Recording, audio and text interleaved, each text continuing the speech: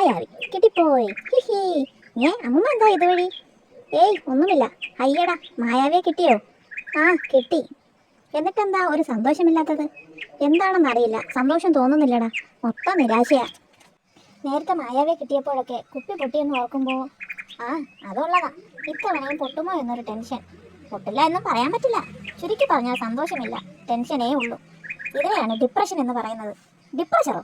ഡിപ്രഷറല്ല, depression. ഒറ്റ വഴിയേ ഉള്ളൂ, സന്തോഷം കിട്ടുന്ന വേറെ കാര്യങ്ങൾ ചെയ്യുക. ഞാനിതാ വരുന്നു. നീ പോകുന്നതാണോ സന്തോഷം കിട്ടുന്ന കാര്യം? അല്ലെന്നേ, ഇപ്പൊ വരാം. മണ്ടയാണെങ്കിലും ലുട്ടാപ്പിക്ക് ചില കാര്യങ്ങളിൽ അറിവുണ്ട്. വന്നല്ലോ. ദാ ഇതിങ്ങോട്ട് പിടി.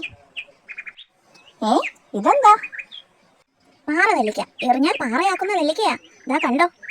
മരം പാറയായി. ഇതുപോലെ ആ പിള്ളേരെയും എറിഞ്ഞ് പാറയാക്കാം. ഇപ്പൊ കുറച്ച് സന്തോഷമൊക്കെ തോന്നുന്നുണ്ടോ? ഉണ്ടെന്ന് പറയാം. എടാ, ഞാൻ ആ കുരങ്ങച്ചാരെ പാറയാക്കട്ടെ. നെല്ലിക്കതാ. ഏറെ കൊണ്ടില്ല. അവൻ അത് എടുത്തു. അയ്യോ, തിന്നുമോ?